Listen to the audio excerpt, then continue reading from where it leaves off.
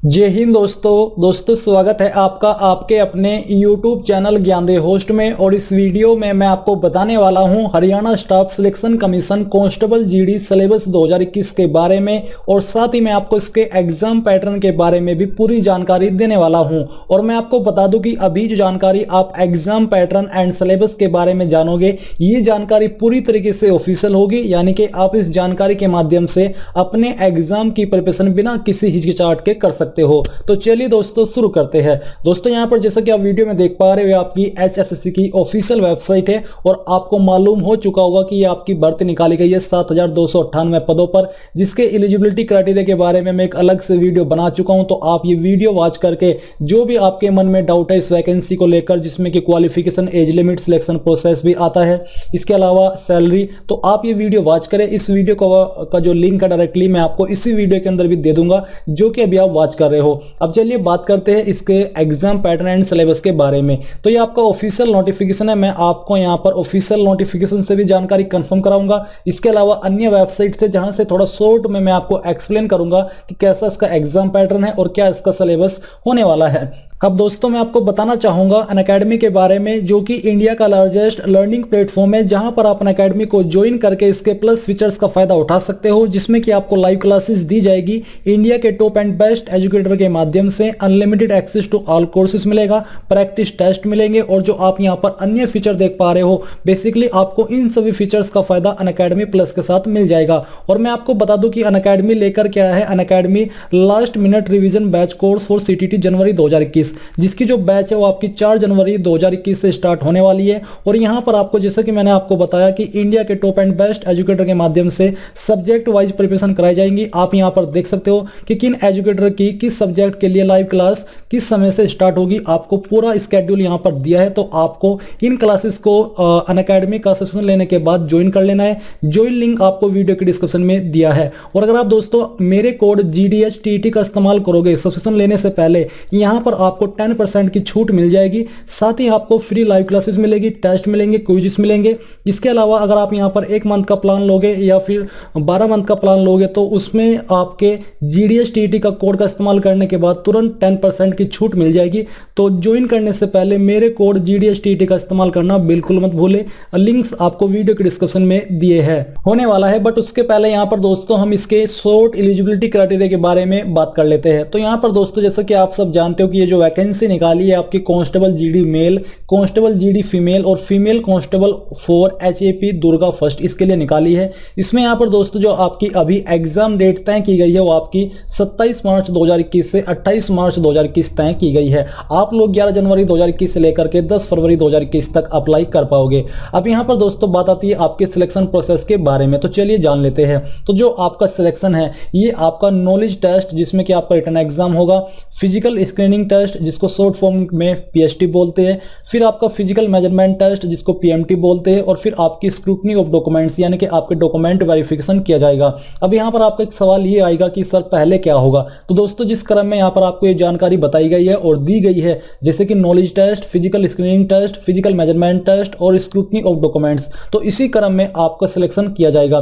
पहले आपका knowledge test यानी कि रिटन एग्जाम होगा, फिर आपका फिजिकल स्क्रीनिंग टेस्ट होगा, फिर मेजरमेंट टेस्ट और फिर स्क्रूटनी ऑफ डॉक्यूमेंट्स होगा। अब यहां पर बात करते हैं आपके नॉलेज टेस्ट के बारे में कि ये क्या है और इसके अंदर क्या क्या आपका एग्जाम में आने वाला है। तो मैं ये ऑफिशियल नोटिफिकेशन से पहले आपको दिखाता हूं, फिर यहां से आपको कंफर्म करा दूंगा।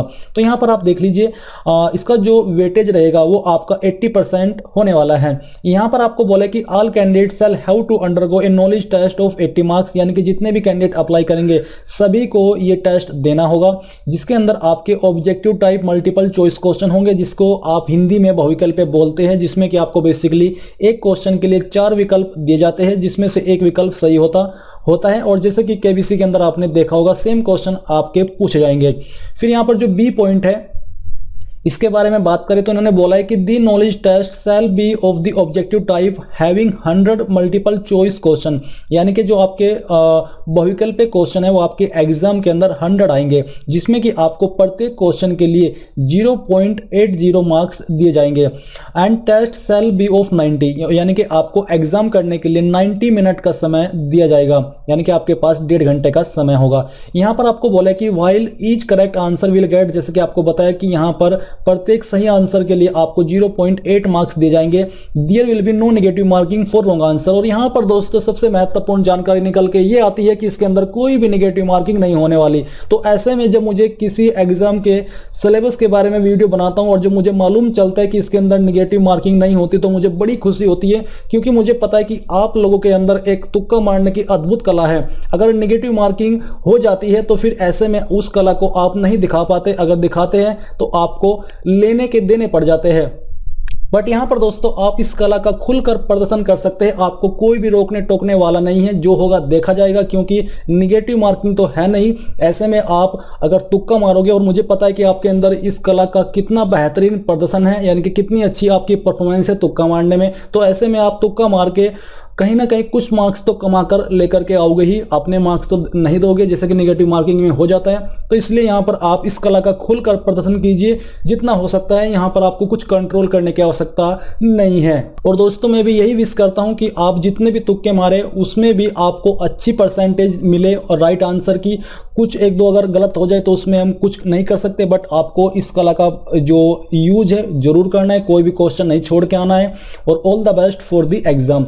अब बात करते हैं अन्य जानकारी के बारे में। तो द मीडियम ऑफ एग्जामिनेशन, यानी कि जो आपका एग्जाम आएगा ये आपका यहाँ पर जो इंग्लिश लैंग्वेज के क्वेश्चन होंगे एग्जाम के अंदर, उसको छोड़ करके अन्य सभी सब्जेक्ट के क्वेश्चन हिंदी एंड इंग्लिश दोनों लैंग्वेज के अंदर आएंगे, यानी कि पेपर आपका बिलिंगुअल होगा। अब यहाँ पर दोस्तों आपका एक सवाल ये आएगा कि जो पेपर है वो कंप्यूटर बेस्ड होगा या फिर ऑफलाइन होगा। बट यहाँ पर दोस्तों इन्होंने कहीं पर ये नहीं बताया कि आपका कंप्यूटर बेस्ड है। अगर जो प्रीवियस एसएससी के एग्जाम हुए उनकी बात करें तो वो सभी आपके ऑफलाइन हुए हैं। तो यहाँ पर अभी इसको हम ऑफलाइन मानकर ही चलते हैं, क्योंकि कहीं पर भी सीबीटी नहीं दिया है। तो इसका मतलब यही है कि आपका ये ऑफलाइन होगा। अगर मुझे बाद में कुछ जानकारी मिलती है एसएससी की तरफ से कहीं और से तो मैं आपको अपडेट कर दूंगा। इस वीडियो का जो कमेंट है वहां पे पिन कर दूंगा कमेंट को कि हाँ ये जो एग्जाम है वो कंप्यूटर बेस्ड होगा ना कि ऑफलाइन। इसलिए अभी इसके बारे में थोड़ा सा कंफ्यूजन है, उसके लिए माफी चाहता हूं कि मैं इसको अभी क्लियर नहीं कर पा रहा हूं। तो यहां पर आपका एग्जाम हिंदी एंड इंग्लिश दोनों लैंग्वेज के अंदर आएगा। अब यहाँ पर बेसिकली जो आपका एग्जाम आएगा वो आपका किन सब्जेक्ट से आएगा, तो यहाँ पर आपके एग्जाम के अंदर जो सब्जेक्ट इंक्लूड किए गए हैं वो आपका general studies, general science, current affairs, general reasoning, mental aptitude, numerical ability, agriculture, animal husbandry and other relevant fields, trades ETC. There shall be at least 10 question relating to basic knowledge, यानी कि जो basic knowledge of computer है इससे related आपके exam के अंदर 10 question आएंगे। The standard of question shall be as expected of an educated person having 10+2 examination, यानी कि जो बेसिकली क्वेश्चन का लेवल रहेगा वो आपका 10+2 लेवल का होने वाला है। यानी कि जैसे क्वेश्चन आपके 12 में आते हैं जिनका जो एक आप देख लीजिए कि उसका रेशियो कैसा होता है, कितने हार्ड होते हैं कितने सरल होते हैं, ऐसे ही क्वेश्चन आपके इसके अंदर तैयार किए जाएंगे। फिर दोस्तों यहाँ पर जो लोग इसको क्लियर कर जाएंगे इसमें आपको बोला है कि candidates equalling 7 times the number of vacancies, यानी कि जो आपकी 7298 पद है उसके 7 गुना कैंडिडेट यहाँ पर फिजिकल स्क्रीनिंग टेस्ट के लिए शॉर्टलिस्ट किए जाएंगे नॉलेज टेस्ट के माध्यम से। यहाँ पर बोला कि shall be declare to have qualified the knowledge test, यानी कि जो नॉलेज टेस्ट क्वालिफाई करेंगे उनके 7 गुना कैंडिडेट फिजिकल स्क्रीनिंग टेस्ट के लिए कैंडिडेट्स आगे सेंड किए जाएंगे। The candidates who have qualified in knowledge test shall be to put to a physical screening test, यानी कि उनको फिजिकल स्क्रीनिंग टेस्ट देना होगा। अब इसके अंदर क्या है ये आप यहाँ पर देख लीजिए। इसमें बेसिकली मेल कैंडिडेट के लिए जो दौड़ है या रनिंग है जो भी है यहाँ पर 2.5 किलोमीटर की होने वाली है, जिसके लिए आपको 12 मिनट का समय दिया जाएगा। फिर जो फीमेल कैंडिडेट है इनको यहाँ पर 1 किलोमीटर की दौड़ लगानी है, यानी कि 1000 मीटर की, और इसके लिए इन्हें 6 मिनट का समय दिया जाएगा। जो एक्स सर्विसमैन है इनको भी 1 किलोमीटर की दौड़ लगानी होगी, बट यहाँ पर इनको 5 मिनट का समय दिया जाएगा। तो यहाँ पर दोस्तों आपने इसके बारे में जानकारी जान ली है। फिर दोस्तों यहाँ पर बात आती है आपकी फिजिकल मेजरमेंट टेस्ट की, जो आपका पीएसटी है वो क्लियर करेंगे, उसके बाद आपका पीएमटी होगा। यहाँ पर आपको बोला कि the candidates have qualified the physical screening test shall have undergo physical measurement test as per standard prescribed in appendix B, यानी कि आपको ये देना होगा। अब ये अपेंडिक्स बी क्या है मैं आपको बता दूं कि बेसिकली इसमें आपकी हाइट की और चेस्ट की माप ली जाएगी। इसके बारे में यहाँ से जान लीजिए। आपकी यहाँ पर जो हाइट है वो मिनिमम जनरल कैटेगरी में मेल में 170 सेंटीमीटर होनी चाहिए, फीमेल में 158 सेंटीमीटर होनी चाहिए, और जो एलिजिबल रिजर्व कैटेगरी है हरियाणा की उनके लिए मेल में 168 सेंटीमीटर रखी गई है जो आपकी हाइट है, और फीमेल में 156 सेंटीमीटर रखी गई है। फिर जो आपकी चेस्ट है जनरल कैटेगरी में वो आपकी मेल में बिना फुलाई 83 सेंटीमीटर है, और फुला करके 87 सेंटीमीटर हो जानी चाहिए, जिसमें कि 4 सेंटीमीटर का फुलाव जरूरी है।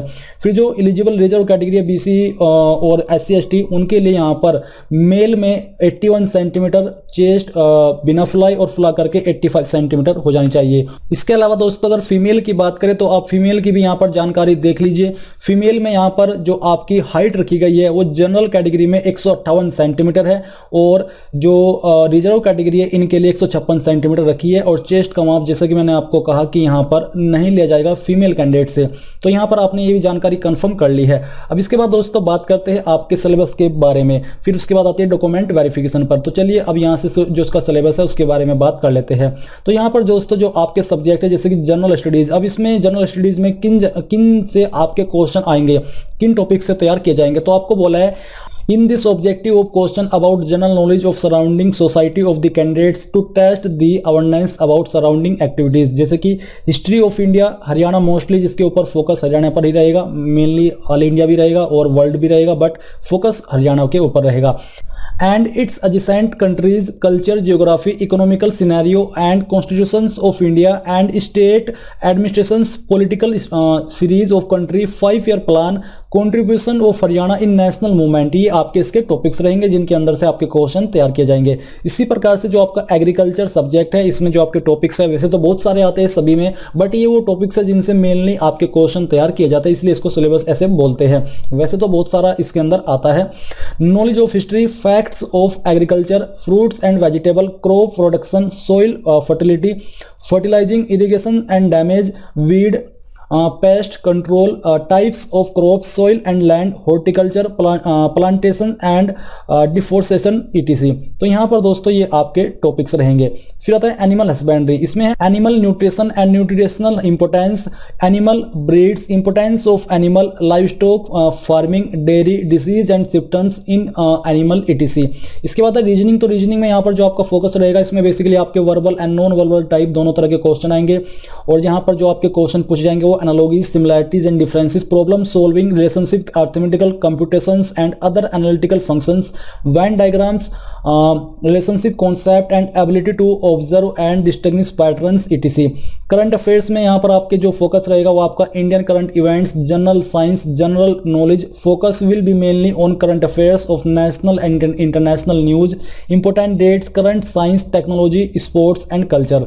फिर जो आपको न्यूमेरिकल एबिलिटी है इसमें simplification, decimal, fraction, LCM, SCF, ratio and proportion, percentage, average, profit and loss, discount, simple and compound interest, mensuration, time and work time and distance, tables and graphs etc।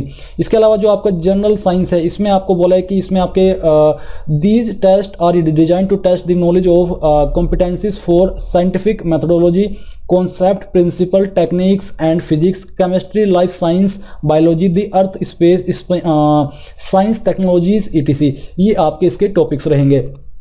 तो यहाँ पर दोस्तों आपने exam pattern, syllabus, physical standard test, screening test और physical measurement test इसके बारे में जानकारी जान ली है। आई होप ये सब जानकारी आपको पसंद आई होगी। अब दोस्तों यहाँ पर मैं आपसे ये एक सवाल पूछना चाहता हूँ कि आप चाहते हैं कि मैं आपके लिए एक प्रीवियस ईयर क्वेश्चन पेपर या फिर मॉडल क्वेश्चन पेपर के बारे में वीडियो लेकर के आऊँ जिससे कि आपको हेल्प हो सके इस एग्जाम की प्रिपरेशन करने में। अगर आप चाहेंगे कि सर हमें एक प्रीवियस ईयर क्वेश्चन पेपर या मॉडल क्वेश्चन पेपर जिससे कि हमें अंदाजा हो जाए कि इस तरह के क्वेश्चन एग्जाम में आएंगे और उनका लेवल ये रहेगा, तो आप मुझे कमेंट करके बताइए कि सर हमें वीडियो चाहिए या फिर नहीं चाहिए। तो बेसिकली ये तो हुआ आपका सवाल। अब बात करते हैं आपके इसी सिलेक्शन प्रोसेस के अंदर जो मेन जानकारी है उसके बारे में।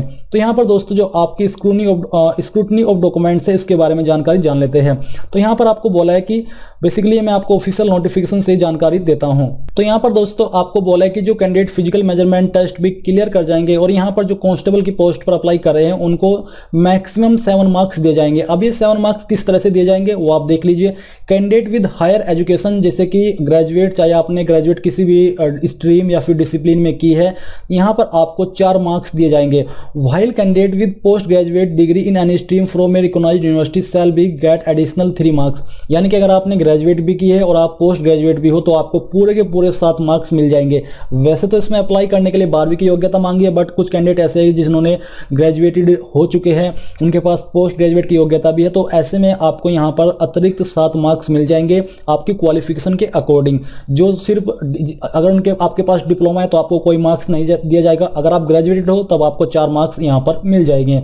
इसके अलावा अगर आपके पास एनसीसी सर्टिफिकेट है तो यहाँ पर इसमें टोटल आपको 3 मार्क्स दिए जाएंगे। Candidate having NCC certificate ABC level 1 to 3, basically जिनके पास ए सर्टिफिकेट होगा उनको यहाँ पर 1 मार्क दिया जाएगा, जिनके पास बी सर्टिफिकेट होगा उनको यहाँ पर 2, और जिनके पास 3 तो सी उनको यहाँ पर 3 मार्क्स दिए जाएंगे। अब यहाँ पर दोस्तों आता है आपका मिससेलेंसेस। अब इसके बारे में भी दोस्तों बात करते हैं, ये भी एक महत्वपूर्ण पॉइंट है इस सिलेबस का या फिर सिलेक्शन में। तो इसमें यहाँ पर आपको पहले तो जान लीजिए कि इसका वेटेज 10% का है और 5 मार्क्स आपको दिए जाएंगे। अब ये किस प्रकार से दिए जाएंगे, आपको बोला कि shall be given if neither, यानी कि अगर आपकी फैमिली में से कोई भी, आपके चाहे फादर हो, आपके मदर हो, आपके पति या फिर पत्नी हो, आपके भाई हो, आपके बेटे हो, कभी डिपार्टमेंट में ना थे और न है रेगुलर एम्प्लॉय इनमें से किसी भी डिपार्टमेंट में, चाहे वो सेंट्रल गवर्नमेंट का हो या फिर authority of government of Haryana हो, कॉर्पोरेशन हो, कंपनी हो, स्टैट्यूटरी बॉडी हो, अगर नहीं है आपके इनमें से कोई भी रिलेटिव इस डिपार्टमेंट में, तो यहाँ पर दोस्तों आपको 5 मार्क्स दिए जाएंगे। फिर जो आपका सेकंड पॉइंट है तब भी आपको ये 5 मार्क्स दिए जा सकते हो। कैसे, अगर आप विधवा हो, और एक तो अगर आप विधवा हो तब, या फिर दी फर्स्ट और the second child and his father had died before attaining the, यानी कि आपके 2 बच्चे हैं और जो आपके पति है उनकी मृत्यु 42 साल की उम्र से पहले ही हो गई थी, तो आपको ऐसे में 5 मार्क्स यहाँ पर मिल सकते हैं। फिर दोस्तों यहाँ पर जो तीसरा है, यानी कि अगर ये भी नहीं है और तीसरा आपके ऊपर लागू हो रहा है, या जो पॉइंट यहाँ पर दिया है, तो अगर दी फर्स्ट और दी सेकंड चाइल्ड आपके यानी कि 2 बच्चे हैं and his father had died, यानी कि जो उनके पिताजी है वो तब मर गए थे जब यहाँ पर जो आपका कैंडिडेट है उनकी एज 15 साल से कम थी। अगर जो कैंडिडेट जो बच्चा है पहले वाला, उनकी उम्र 15 साल से कम थी और उनके पिताजी की मौत हो गई थी, तो ऐसे में यहाँ पर आपको तब भी ये 5 मार्क्स मिल सकते हैं। इनमें से अगर कोई भी पॉइंट्स आपके ऊपर लागू होता है तो आपको यहाँ पर 5 मार्क्स मिलेंगे, और उसके लिए आपको सर्टिफिकेट भी बनवाना होगा क्योंकि प्रूफ के रूप में वो मांगा जाता है, और ये फॉर्म फिलअप के समय भी आपसे मांगा जा सकता है, वहां पर आपको इनका आंसर करना होगा, इसलिए सर्टिफिकेट अभी से बनवा करके रख लीजिए। फिर दोस्तों यहाँ पर 5 मार्क्स आपको तब दिए जाएंगे अगर आप इन जगह इन ट्राइबल जो एरिया है, सॉरी जो ये आपकी ट्राइबल जातीज है इनसे बिलोंग करते हैं, जैसे कि विमुक्ति जातीज एंड टपरीवाला जातीज या फिर scheduled caste nor backward class से आप न हो, तो तब आपको यहाँ पर ये 5 मार्क्स दिए जा सकते हैं।